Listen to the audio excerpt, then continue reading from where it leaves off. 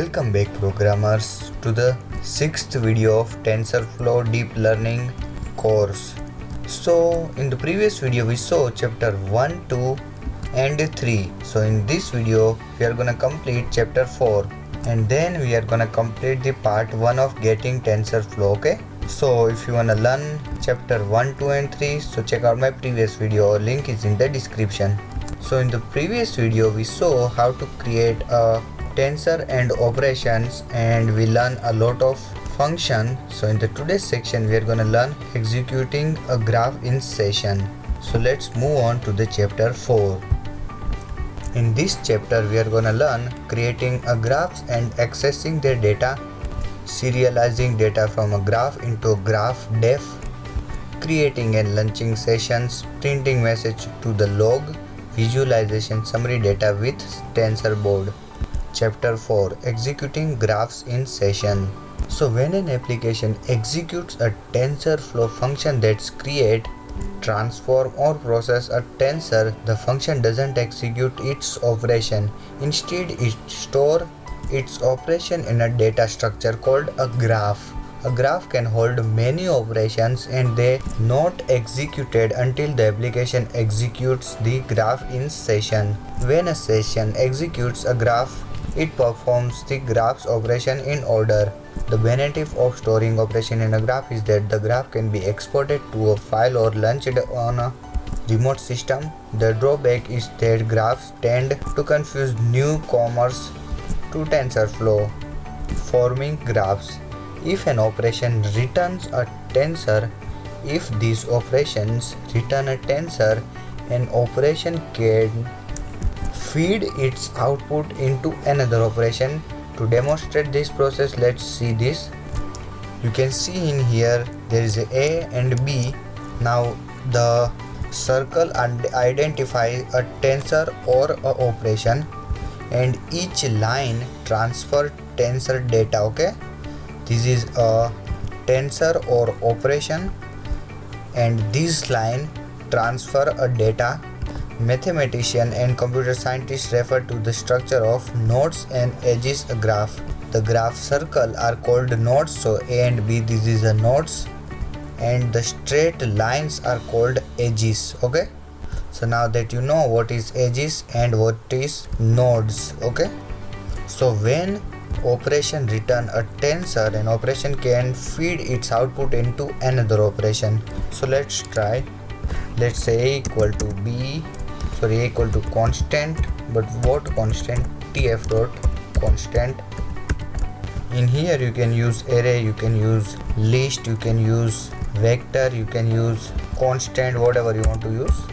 Let's try 5 and simply B equal to TF dot constant. Let's pass the 5 and now let's use the forming operations. So let's say C equal to TF dot, we are gonna use add function, TF dot add, and then simply pass A and B, and then let's first print the C. You know the answer is 10. Let's print. You can see we got 10, 5 plus 5 equal to 10. Now let's create another variable D equal to TF dot matmul, or let's try to multiply, okay? Matmul is the function which multiply and give us the sum of. Check out my previous video. Okay, let's pass in here. I'm gonna copy this and create another variable C equal to, I'm gonna change the variable name C and D and E. So in the E, TF dot multiply, we are gonna pass this D. Let's pass D. Let's pass C, this C, okay? And let's print the E. So we got 50 because D equal to, we got 10 and C is 5. So we got 50, 10 into 5. So you can see here A, B, which is the tensor, and we made operation between A and B. We create a summation between A and B, and then we create a multiplication between C and D. So let's say this is the C. We got A plus B equal to C, and C multiply D equal to, we got a whole output which is E.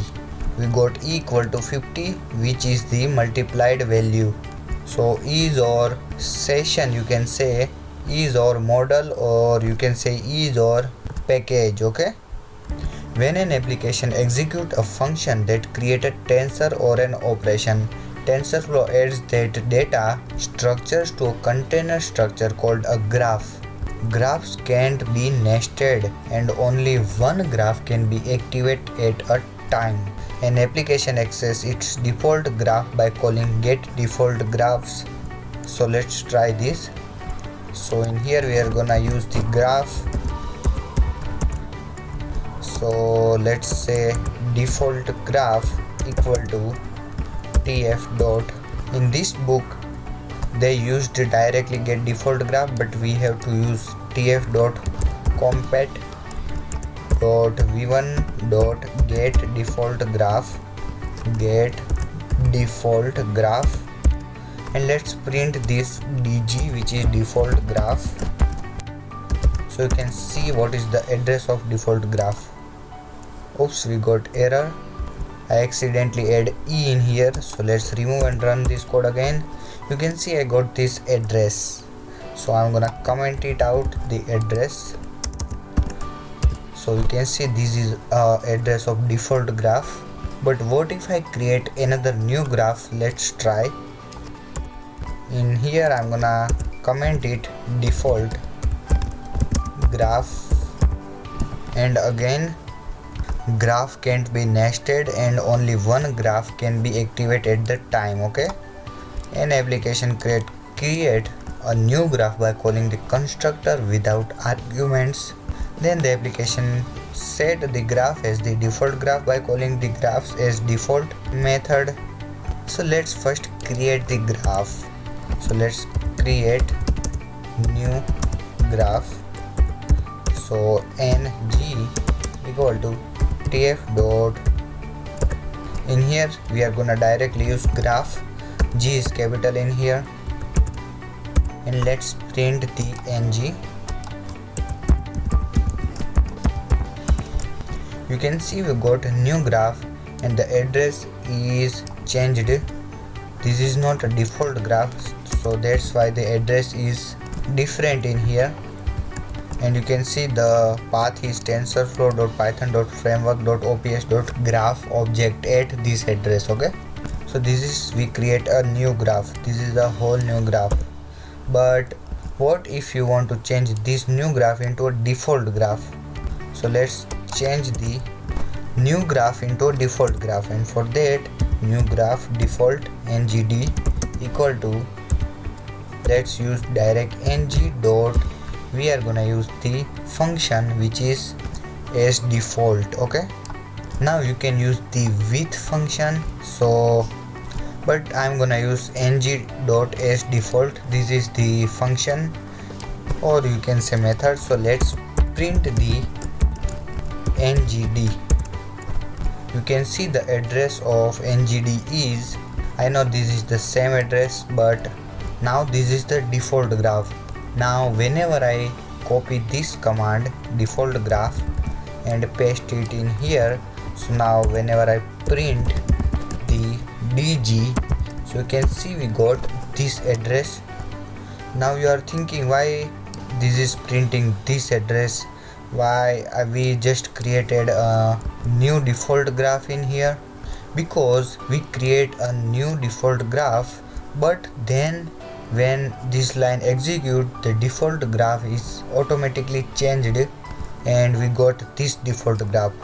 So if we didn't want to change the default graph, we have to use this with ng dot as default, and we are gonna go in this with statement, and in here you can print the ng. You can see the output is dc. We got output this, and whenever we print ng in here, you can see we got same output. So let's just print ng in here, so whenever address can change, so we can see this address. Okay, now let's print the default graph. I'm gonna copy this and paste this in here, and I'm gonna print the default graph. Now whenever I run this, you can see we got this same address. Now why? Because now default graph is changed. You can see with ng.s default, now this new graph is the default graph. So that's why we got this same output. You can see the ng new graph is this output. Sorry, not this, because address is changed. I don't know, my memory used this address for another use. So let's just remove this command line. So in your system address is changed, because if you know how computer work and store data, so you know what is this address. So let's just say this graph is stored in this address. Okay, so if computer don't need this address, so it can change it, and whenever I run this code again, so this address change again. So this is the basic thing of C language. Okay, now let's talk about this default graph. So what if I print the default graph in here? So let's print default graph in here, print dg. I'm gonna remove this address because I don't need now. So whenever I print this address in here, you can see the value of address is changed. Why? Because the default graph is only in this statement. Okay, so default graph is execute only in this statement, because we use the with ng.s default. So whenever this equation is end, so default graph is gonna be changed. So now the default graph is this again. So that's how default graph and new graph work. So let's try to print again new graph dot as default, and now print default graph. I'm gonna copy this and paste this in here. You can see we got a different output, because whenever this line execute only in that millisecond time, the default graph is this, but whenever this line is executed again, the default graph is this again. Okay, so that's why you have to use this with statement. So that's how default graph works. Okay, so I'm gonna remove this line, so whenever I put this in my website, so you can't confuse. Okay, so if you want my all of this code, so just check out my website, link is in the description. Check out my new post, so all of the code is in this post, and even you can find the that blocks YouTube video in here and here. And if you want a source code of huge project of mine, so just go in here. And if you want some of my project, so you can use, so go in here. This is my GitHub repository. Okay, now let's move on our code. Now that we got the point what is graph and how to create a new graph and how to use new graph as default graph, so now let's move on. After its default is called, TensorFlow is add a new tensor and operations to new graph instead of the original graph. The graph class provide a many method that access and modify their graph contents. Okay, accessing graph data. So we are gonna use all of these method in here. A graph store its element in a set of named collection. So we are gonna see this method of the graph class that access and update this collection. A graph store its element in a set of named collection. Okay, so the first function is get tensor by name. So this first function is kind of old, so we can't use in here. So let's try. So I can show you the error. A equal to tf.constant. Let's say constant is a 10. Okay, so this is the name, or you can even do this name equal to. Okay, so I'm gonna copy this and paste this in here, and I'm gonna change the value b, name equal to b, and variable name equal to b again. So what I'm gonna do, I'm gonna first print the, we have to use tf.default graph because this whole property is the default graph property.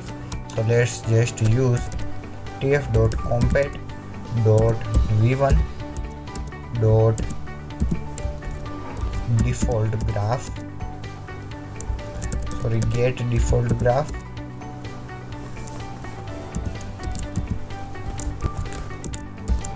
and the property is soul of this graph property. So let's just, I'm gonna copy this property, get tensor by name, so I can show you the error. So this is the old function. If you want to find this function, how to use this function in new TensorFlow, so you can Google it.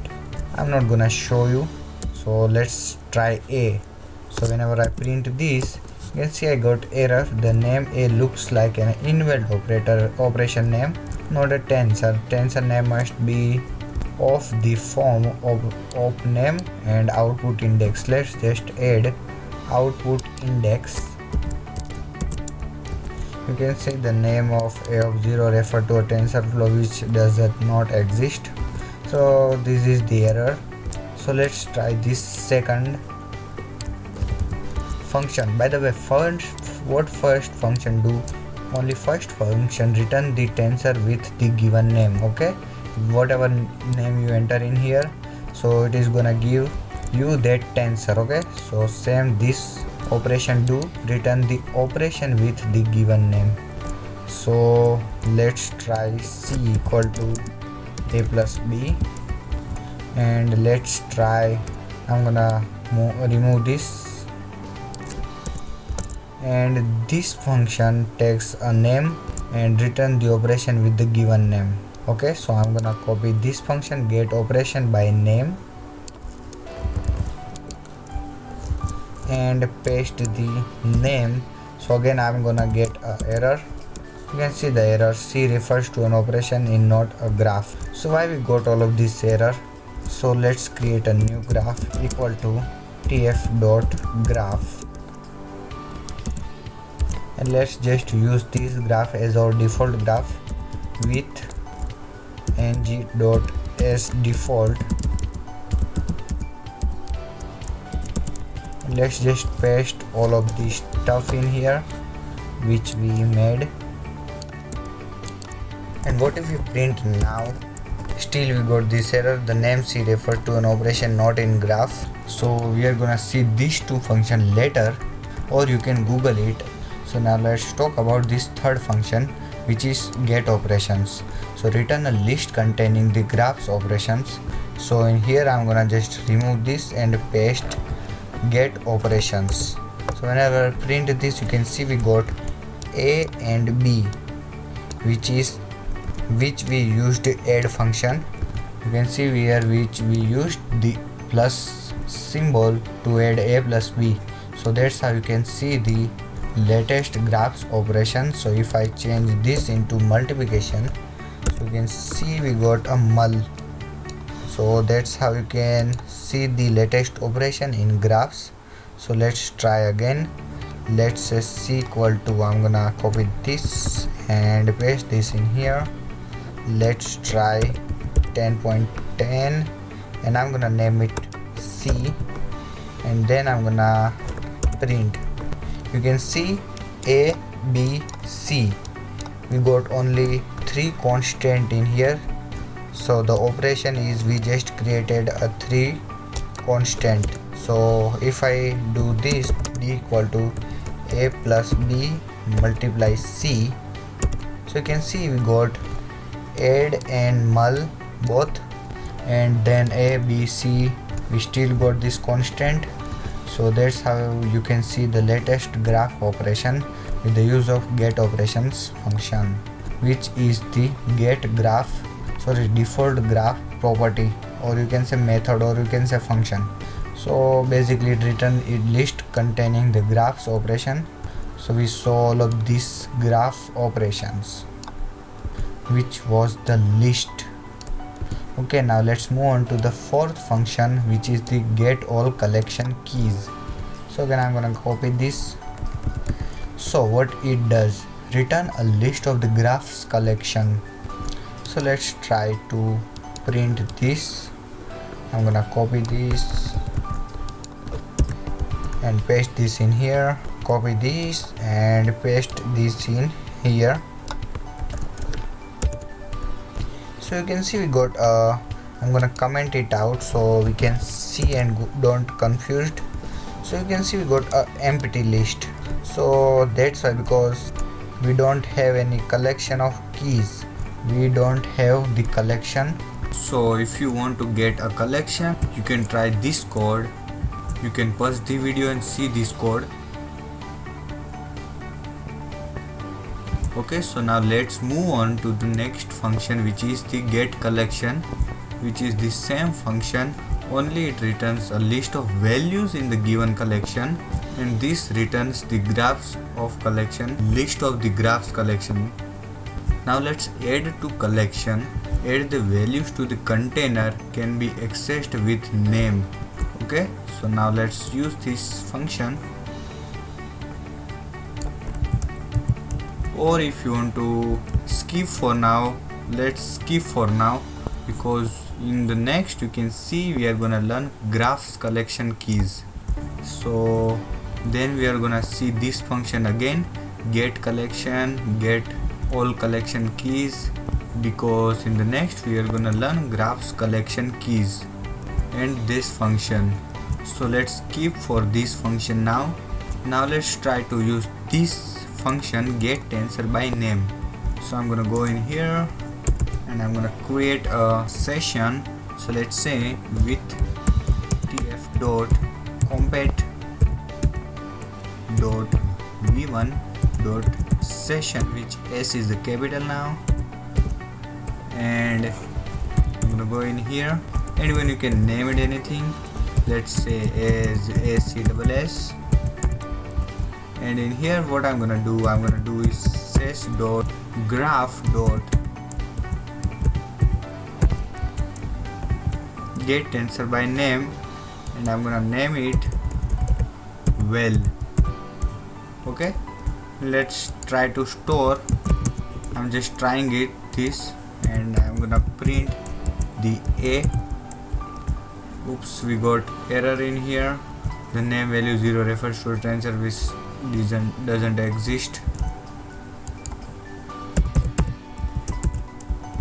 Now you can see the error is in here. A equal to ses.graph.get tensor by name. Yes, you can use ses2 to use all of this function. So now the error says the name of 0 refers to a tensor which does not exist. The operation of a does not exist in the graph. So why we get this? Let's try this. A equal to tf dot constant, and let's say value is 10.0, and name equal to, let's say a, and let's change this name into b. Now whenever I run this code, you can see we ain't got error. So now you got the point how to get the value of tensor by name. You can see I got f0, shape and float. So I got all of the information, even I got the tensor by just use this graph.get tensor by name. So that's how you can use the tensor by name, and that's how you can use the operation by name. So let's try. So what I'm gonna do is c equal to a plus b. Now this is kind of interesting.